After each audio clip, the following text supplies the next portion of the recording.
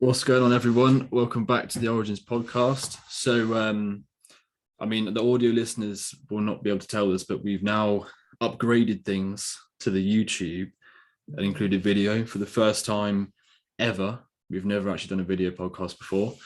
So it'll be interesting to see how this goes down on YouTube, but the support and everything on last week's episode was really good, to be fair, considering it was the first one we've released in a very long time. But yeah, obviously we're back regular now, so we'll start off with like a little weekly update. Tim, how have you been? Decent, bro. Firstly, the YouTube's going to be Origins Podcast YouTube, isn't it? Yeah.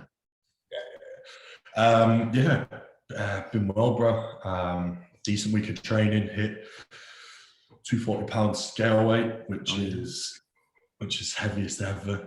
Something that's been bugging me for a long time. So hit that. Composition's not too shabby. I mean, I'm a bit fat, but you've been way fatter before than what you are now. I have been way fatter, and to be fair, it's just all my abs still. It's just like I'm just like stood in the mirror, and I'm just like, why is no fat like gone to my legs or like my ass or anything? It's just all just goes. Like, even my chest really just all goes to my ass. I saw the picture that I uploaded. My delts and chest and arms are just like not fat at all. No. Face and abs. So it's 240. Training's good. Got pull today. But yeah, not really. I don't think I've done too much in the last week, and we've just been pretty busy with work, to be fair, and then just slogging away in the gym. What about you? It's pretty similar. I'm sat at like 194-ish at the minute now, which I don't know if we spoke about it last week, but that's like 29 pounds up from stage. And like it's happened quite quickly. The last, I guess since we came back from Marbella, it's kind of shot up a little bit because I've actually just been able to train. 180 in Marbella. When we arrived, yeah, I left around 185 or so. So there's a couple pounds a week there. Yeah, and then it's gone up another 10 since. Yeah, which is a fair bit, but I think I needed that anyway. Yeah. And yeah, I guess the only thing that's happened in the last week is brought the YouTube back with a nice little change up in style. Like, I don't want. Oh, thanks. Appreciate that. I had a client check-in say they'd watched it as well and really enjoyed it. Oh, really? I had someone say on their check-in, I've watched your boy's video, and I really enjoyed it and motivated him. So that was decent. And I didn't think he watched YouTube, to be fair. Who was it? Would you say on air? Yeah, fitness teacher. Really? Oh, buzzing, sick. The man. Yeah, so that's back, and that's like completely different to anything I've done before. I'm gonna record another one of those tomorrow, but that's just like, I just don't want to. I said it in the video, I don't want to vlog and film myself like making food and putting that to music and stuff, because at the end of the day, it's just like copying what everyone else does. And sorry, go on. I'm stuck as well. Like, I'm starting that diet, and I was going to start YouTube again. Well, I was going to do it for prep, but I will for the diet. And I'm sat here thinking now, what can I do? Because I was just thinking, like, do I really want to be stood in my kitchen making some food and like vlogging it and then going to the gym? So it's hard to find a little niche for yourself. But I thought the video was good with the overlaying clips and you speaking behind over the top of it. I thought it was good. Yeah, the thing with vlogging is like it's just so like time extensive, both filming, like trying to you turn a normal task of just going to the gym into like a massive thing, trying to get angles and whatever. Making food is the same. Making coffee takes 10 minutes. Yep. And then editing it is even longer.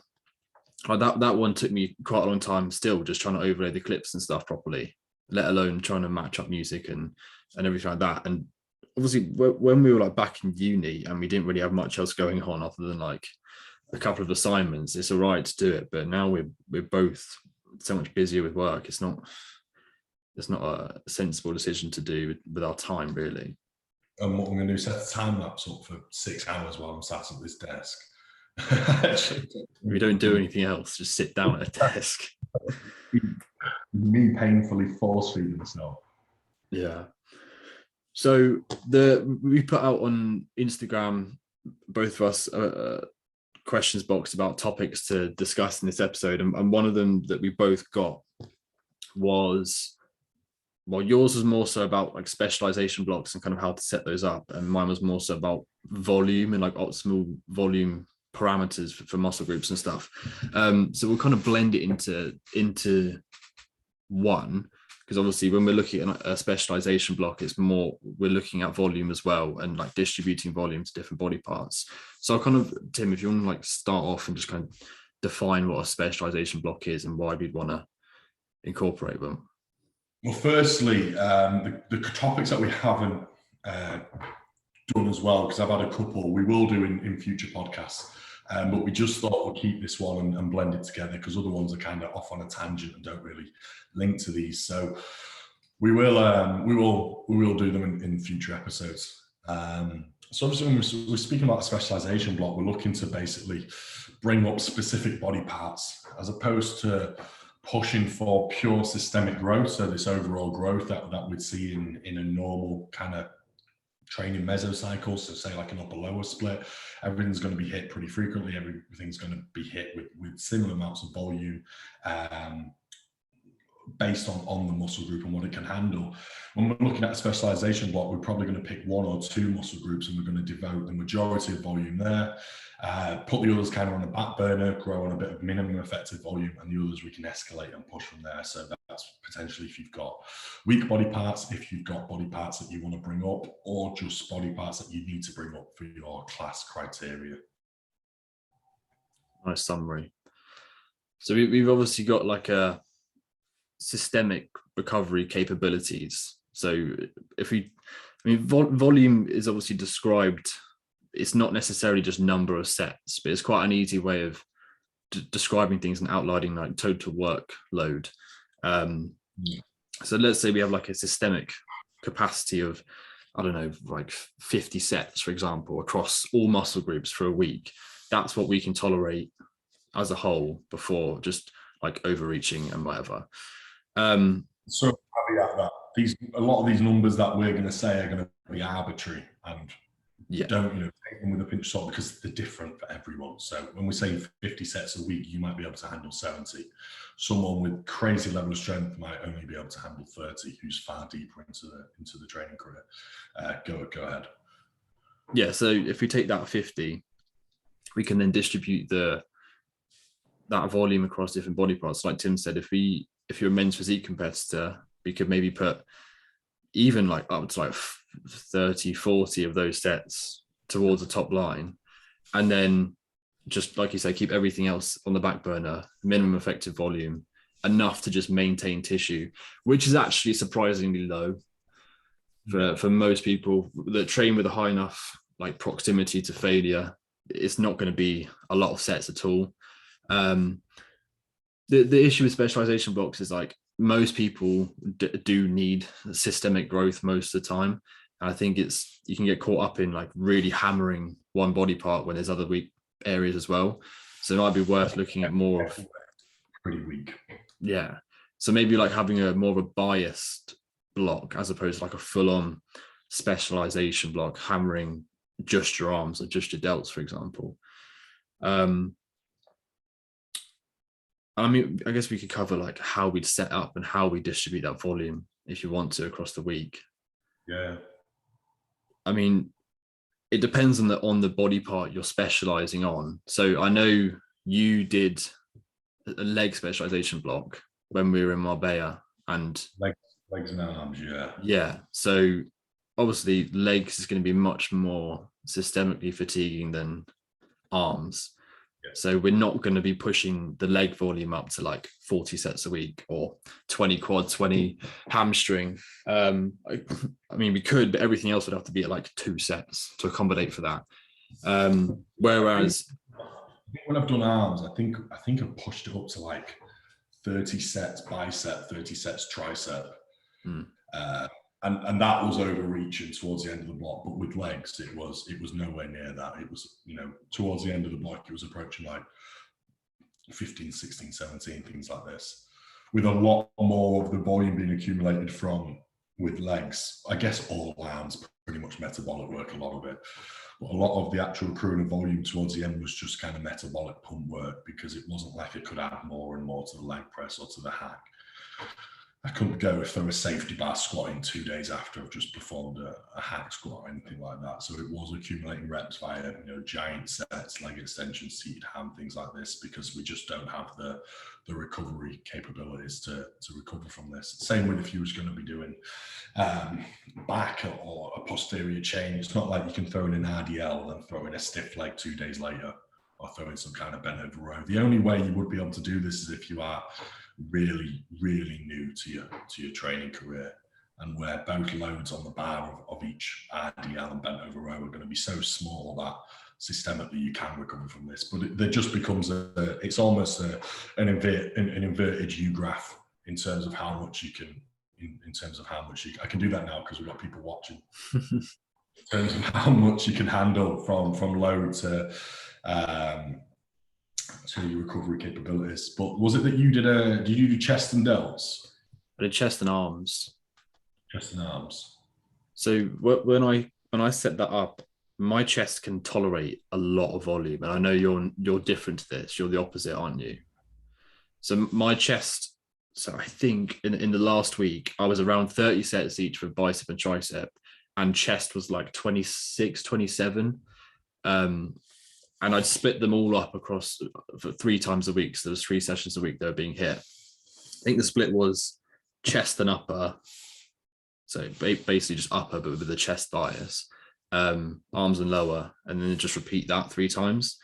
So it was obviously evenly distributed across the week. But that's a perfect example of the variance between people. I don't know what you could probably tolerate chest wise.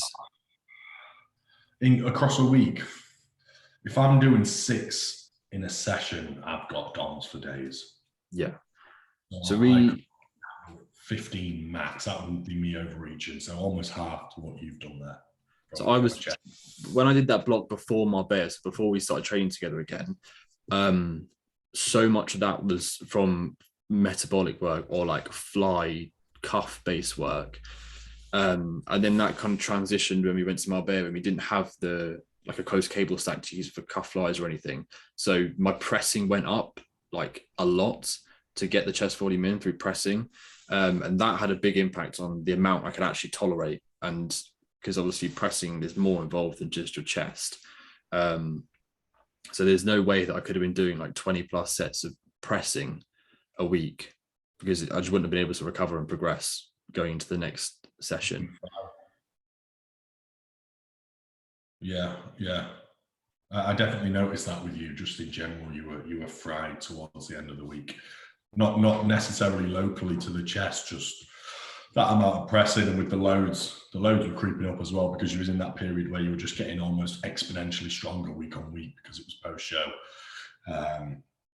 That was pretty rough. But in terms of something like arms, they're very easy to add into a specialization block because they're easy to recover from, both locally and systemically. It's a lot of it's metabolic work. And when we think about arm training, I think a lot of people got sold into that push-pull legs, JP, push-pull legs, arms will grow, get fucking strong at the compound heavy work, and they were all put on the back burner. I do think it created a lot of lagging arms in physiques. I mean, both of us have lagging arms, and there's a lot of people out there that follow that PPL that definitely have lagging arms. And after an hour to an hour and a half of pushing or pulling, how much accuracy and intensity can you apply to some tricep push downs or some bicep curls? Because at the end of the day, at that point, you're fucked, and you want to get home and have your post-workout meal. Like, you don't really want to be doing 15 sets of arms at the end of a push day. So devoting your own day to arms, if you're in a class where arms really matter. So both of us are physique guys. We've both also had years of training. We've both also competed as well. So this area has been highlighted. It's not like with day one going into a men's physique and being like, I need weak arms, where your chest delts back all week at this point. Like if we pose, you can anyone with an untrained eye can see, you know, he's got weak arms. If you look at my back double by or anything, you can see his arms don't match up to the delts or to the back. So I think we initially started with just having an arm day, and it was a bit of a push an arm day, but we'd always throw, and I think that's key to understand as well, we'd be able to tag a little bit of chest and a little bit of delts onto the arm day, but we'd always put it at the end, because again, we don't want to fall into the trap of performing work prior to arms and then again not being able to deliver 100% intensity to arms. So we'd get arms done out the way, and then we'd be able to tag on a bit of a chest via a fly or some laterals for delts. I do think like a push and arm day, again, if you're going to be pressing at the start, you just fall into the same habits and trap as you were if you were just going to be tagging it onto the end of push. But then recently what we have done is, as we've said, we've escalated volume. So by volume, we're going to define it as just number of working sets, where we've started with a particular exercise, a particular muscle group at the higher point of minimum effective volume. So we probably got everything on 7 to 9 sets, and then we've got these, say, chest and arms starting at maybe 11, 12 sets, something like that. And as the weeks go on, just titrate volume up. So add a set here and there to each day you train them. So have them frequently trained across the week and add a set here and there. And after 4 or 5 weeks, them sets are going to titrate up to, as we've said, 20 to 30 sets. So the point where you overreach, can't recover.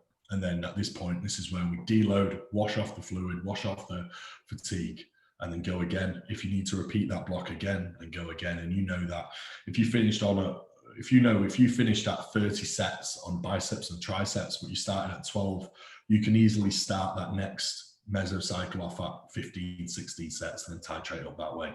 But it's always best to go in with just on the upper echelon of the minimum effective volume, and then titrate up and find your overreaching point. And of course, in this period, you're still looking to progressively overload. They're not independent of each other, and it makes sense that you titrate up volume and progressively overload still. I mean, for the past couple of years, they've almost been like independent of each other. They've almost been like high volume training versus overload. Yeah. Like log booking, progressive overload, low volume, high volume, where now you think back, I mean, we've been doing this, like 9 months or so. People are all catching on now, not like we coined it, we got it from Joe, as we do a lot of stuff, let's be honest. But for years, it's almost been this, they've been independent of one another. Why don't we progressively overload and then take sets and titrate up volume as we progress through a mesocycle when recovery allows us to? But yeah, you got anything to add? Well, we can also throw reps from reserve into that mix as well, because that's another thing that would have been completely dismissed. Even us, like a year ago, would have completely dismissed that. But credits to people like Joe and everyone at the Physique Collective, which are really like pushing this kind of progression scheme of, particularly in a specialization block, of starting at like three reps from reserve. If the block's typically like 3 to 4 weeks long, we can then progress that reps from reserve maybe 1 a week till that last week when volume's at its highest, and then the intensity is also at its highest. So that's when we're obviously going to be overreaching, because there's obviously so much fatigue being generated there. So that's something to account for as well. I mean, we personally don't or haven't incorporated that to its fullest extent when we've been doing these blocks. I'd say more so because of the way we just like to train. Yeah. I think that becomes really important with, if you was going to be doing a full on, like my leg and arm was majority arm, but I had 2 leg days that I titrated some sets or 2. But I think if say we're looking for an open bodybuilder, super heavyweight, something that really needs to bring his legs up, and he's got legs 3 to 4 times a week, I think this is when reps in reserve becomes really important, because if you've got a hack squat, 2 days later, you've got leg press, 2 days later, you've got pendulum squat, and you're titrating these sets up from 3 to 4 to 5, there's no way you're going to be able to do all out 5 sets of a hack. 2 days later, 5 sets of a leg press, 2 days later, 5 sets of pendulum squat. At this point, you are going to have to work with reps in reserve and just creep that up to to a closer proximity of failure as the weeks go on, as well as adding volume, because that fifth set of hack squat, if you've not left some reps, it's just junk volume at that point. You're just chucking your nervous system in the bin. So I think with specialization blocks where the exercises are so demanding, this is where reps and reserve is really, really key. I also think, post-show, my guys post-show, I had them in a reps and reserve scheme coming out of it as well. I don't know if you used it to an extent. Subconsciously, yeah, because I couldn't actually physically train that hard. Just creeping out that post-show, we had them on a 3-4 reps and reserve, and the next week we did that, and then we titrated up closer to a proximity of failure. But I do think if you are a novice listener listening, a reps and reserve scheme, I think it's more for an advanced trainee, purely because they actually don't know their training thresholds or even how to get to a close proximity of failure. I mean, how many times you get a new client that sends videos over, and they'll tell you in feedback, I've taken it all the way there, and you watch and you're like, there's 3, 4, 5 more. So they're already training reps and reserve. So I think it is for the reps and reserve side of things, is definitely for an advanced trainee that understands the parameters of training failure. Yeah, because like 2 reps in reserve is hard. Like, that's not an easy set. Even 3 reps in reserve is not an easy set at all. Like when you know how to reach true failure, which I personally feel like, and I say this to a lot of people, is like you almost need, I'm talking like personal experience here, you need somebody else that knows how to do it and has been there to take you there. It's very hard when you're coaching someone to kind of put that through over like a WhatsApp message. Like when you, for me example, when I first trained with you and Jermaine that leg day, like I thought I trained hard, and you get involved with people that actually do train hard, and then you realize like, okay, there's levels to this, and there's so much more that I could have been doing. So like you said, for beginners and people that aren't necessarily that kind of involved in the industry yet, just if their kind of guide to failure is going to be different to true failure. So if you just tell them to go to actual failure, more likely there'll be a few reps in reserve anyway, rather than telling someone that doesn't know that gauge to hold back, and then they're not even getting near enough to failure to stimulate any sort of response whatsoever. I think it was Doc Josh Hill for you. That took, yeah. And that was on another level, because that was pretty much high volume with every set taken to failure. Yeah.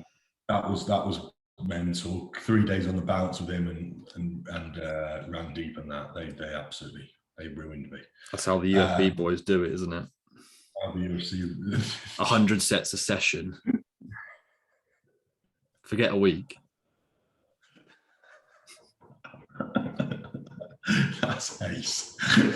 I remember you used to have like arguments with them in the gym about like how they'd absolutely batter themselves so they can't train legs for another 4 weeks again, and you're just like, what are you doing? Like, how are you gonna grow muscle doing that?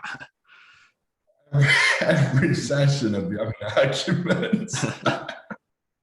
It's so true. Fucking absolutely, like a poor girl that's barely been in the gym before, they'd absolutely nail her balls to the wall to the point where she's doing like barbell squats, half repping, 10 kilo aside, and then they strip the 10 kilo off and she's just barbell squatting, half repping the bar. She barely walked, bless her. She's not going to be back in the gym ever, let alone back in the gym in 4 days to train legs again. But yeah, I mean, there's some good guys at UFB as well. Not just throwing shade there. Ricky's a boy. Yeah, I saw a story there today, and I was like, I miss training there, because the equipment was good when we were training together as well. The vibe was good. Like I do miss training there quite a lot, especially those leg sessions that we had. That's the thing. I mean, Christian will vouch for this. The environment at York is just really. Bro, yeah, really depressing. I mean, there's some good kit, but firstly, half the time the tunes are atrocious, but there's just no one in there that you look around and you're like, is he really lifting that? That's hyping me up for my set. There's no one where you look around and you draw some motivation. And most of the time you've got that fucking egg on the screen, sat eating cream of rice or his Burford Browns, or what we call them eggs. He's sat there in his kitchen just looking at me. I want to go home as soon as I see his face on the telly. But yeah, the kit's great. It's not like on the hardcore ultra flex. It's not like when you go to Rotherham and you've got this person doing this and this around you. So it's a bit dead from an atmosphere standpoint, which is annoying. Yeah, I mean, not quite the gym joint, no. Well, I've never actually been to a different Ultraflex than Rotherham. And obviously Rotherham's like the gold standard. But even then, I couldn't train there all the time because of how busy it is. Yeah. Yeah. I don't know if it's like that all the time or if I've just been unlucky when I've gone. But yeah. You've got a load of new kit coming, have you seen? No. Yeah, like 10 new machines. So I mean to wrap up the volume side of things, just for what would you say for someone starting out, they're going to write their own training program, they're going to go in, say they're going to go in with an upper lower or push pull legs, what kind of volume parameters would you set originally, and then take it from there? How many sets for chest, how many sets for this and that? What would you say is an arbitrary number that you could start at? I think for a single arbitrary number, I think about 10 sets per week is I'd good. say 8 to 12, depending on the muscle group, like that. Yeah. And then it's trial and error, really. Like we're talking about these numbers, like 30 sets a week. You could get into a training block where you're planning to progress volume up to 30 sets for arms or whatever, and you get to like 16 and your arms are recovering like terribly and you can't handle it, then then that's your personal recovery capability for arms. It's unlikely with arms, but even still, it's just trial and error and finding out what works for you, because obviously everyone is different in that regard. As we've said, just between me and Rob, I wouldn't be able to tolerate more than 15 max on chest, and he titrated it up to 26, and he didn't start at 26. He probably started at about 12. Let's be clear on that. But yeah, if someone writing a training program, 8 to 12, the lower side of things for probably things like quads that require high demanding exercises, so hacks, leg pressing, that are a large muscle group as well, so they're going to take longer to recover. 12, you're looking at lateral delts, arms, and then just see after 1 week, after 2 weeks, if it comes back round again and you're recovering absolutely fine, and you think, you know what, I can titrate my chest up a bit more, I can titrate my back up, I'm not really sore after my back, and I go back in after my next session and I'm absolutely fine, and you can move volume up or down. But I think 8 to 12 is a pretty good benchmark for someone brand new starting their own program. I think as well, for someone brand new, it probably isn't even worth looking at volume escalations. Like if you are brand new, the loads you're going to be lifting are going to be so small, and you can just stick to that volume for however long period of time and just focus on improving your exercise execution firstly, improving like neuromuscular connection with body parts, because that in itself is a skill and quite hard to do and hard to learn, and just getting stronger as a whole, and not really thinking about these kind of things. Before you even think about adding more, you've just got to focus on execution intensity first. Like your application is paramount before any escalation enters your mind at all. Like your application to every single set is absolutely paramount. Then once you've been training for a while, once you even start developing any kind of weak body parts, or you have that criteria in mind, you have that class in mind, then potentially start to specialize a little bit. But I would recommend just systemic growth. I mean, I've a lot of people just on upper lower splits that just rinse and repeat it and just rinse and repeat upper lower, and they blow up from that. So definitely remember that application is key. Form execution prior to any kind of, you don't want to run before you can walk. That's definitely key. It's not attractive either, is it? Like you hire a coach and they stick you on an upper lower split. You're expecting to get some sort of like really complicated mixed body part like quads and delts, and then they've normally come from that, haven't they? They've normally come from chest and try, this and that, 5, 6, 7 day split a week, or they've come from a push pull legs or something, and you go, yeah, you're going up a lower, and you can feel from their feedback like, oh really, is that what I'm on? Yeah. But it's a tried and tested fantastic split, and the results show. The amount of people I've got on it, the results show. and it's what's needed for that level of trainee. I mean, you even look at advanced trainees, so many run up lower splits. Even bro splits. If you look at the advanced guys, it's very common. Yeah, some bro splits, yeah. There's a few guys in my gym that like very big proponents of running bro splits, and to be fair to them, they are the bigger guys. To be fair to them, It's always the case. Bet they flat barbell press. Probably got fucked shoulders as well. You what? Probably got fucked shoulders as well. Yeah, every joint's fucked in 3 years, but they've got a big chest at the minute. But yeah, I think there's anything else to touch upon on that topic? I don't think so. I think we've kind of covered everything. I mean, you can get further into programming with like actual exercise selection and stuff like that. I feel like that's more of another podcast in itself. I mean, on the topic of like weak body parts, because we've spoken a lot about arms and like gaps in physiques and stuff.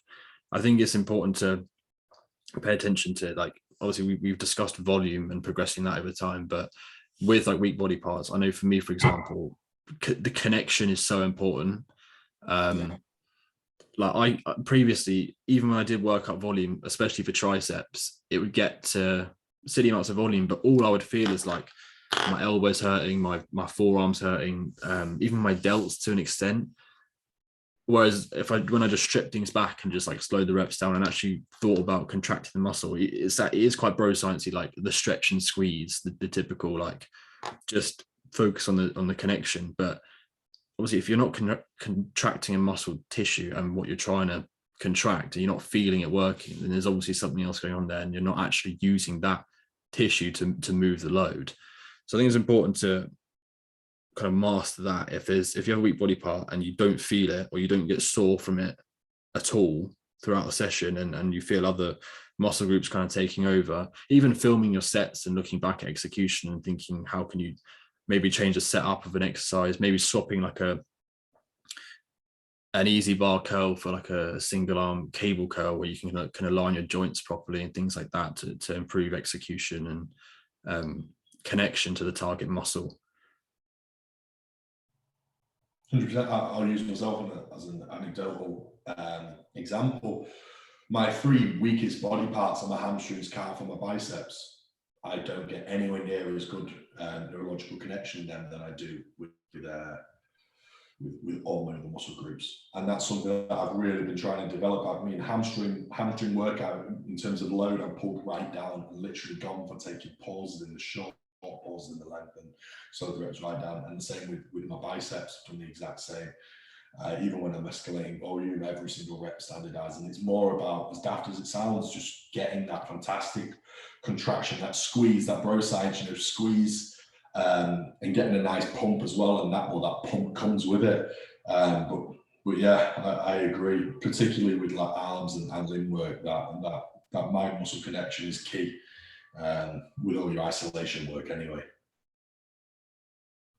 You'll see these exercises that you won't get a huge internal feel. The bent over dumbbell row. But definitely it's key. If you're not getting a strong mind muscle connection, then strip the load back and film the exercise, and definitely have a look at your execution, because it's still absolutely key. It's still paramount in any muscle group. Yeah, I think we've basically covered everything there, to be fair. Yeah. As usual. So I mean, we wanted to cover that topic mainly. Like Tim said at the beginning, we'll go into other topics that get brought up rather than just like skimming over them at the back end of a podcast. We'll kind of dig deeper into them in a full episode, because there are some good ones that have been suggested. I mean, because we both got to get off, haven't we, pretty soon? So unless there's anything else that you wanted to speak about or chat about. No, I think it's good just to keep it topics rather than just, unless we do a Q&A app where we can quick fire questions. But I think when they're big topics and they've gone hand in hand, what you've been asked and what I've been asked, I think just spend the podcast talking about them, and then we'll move on to some others next week, because they're two pretty big topics that we've spoken about there. I think we covered it all pretty fine. Any questions? If people have questions, feel free to shoot us a DM as well, and we can go into a little bit deeper detail there. Yeah, well, obviously, everyone let us know how you enjoyed the video this time around rather than just audio.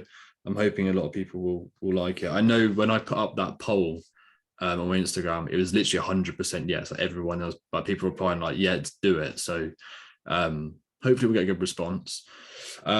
Just quickly, when are you starting a diet? 16th Feb. 16th Feb. And how long are you doing it for? I've got no, I'd probably say about 12 weeks with me, but I've got no number in mind. So as long as it takes me to get pretty peeled. Well, you'll get the first like £12 off in the first week anyway. Yeah. Literally. Yeah. I can't see it being that much longer than 12 weeks, to be honest, for me. Yeah. Why? Just wondering. I was just wondering because I don't actually know, and I thought we could just get on the pod as well. So yeah, when that starts, obviously, I don't know if you will bring back your YouTube. I don't know if you'll do anything. I'm going to document the whole diet on the Physique Collective as well. Make a log on there. So yeah, I'll document it as much as possible and almost make it like a mini prep. Yeah. That didn't happen. Yeah, one of them. So yeah, that's something to look forward to, and more content coming when you're dieting. It's always the case. Yeah, all the shredded pics. Would you? I mean, you're going to get pretty lean, aren't you? Yeah. Yeah. I'll do a photo shoot. Okay. Sure. Yeah. So that's exciting. Because I was saying last week, wasn't I, about you getting to stage again and like seeing the difference from last time. So it'd be good to see that comparison when you get back down there. No, I'll definitely do a photo shoot and get lean enough to make a comparison to stage last time. Sweet.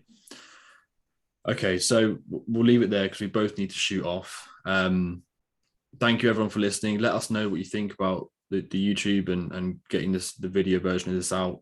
Share it to your stories, do the usual good stuff. Let us know any future topics or like just questions you have for either of us. Head to both our Instagrams for any like online coaching stuff. And yeah, I'll leave it there. Thank you very much for listening. Cheers, guys. Cheers.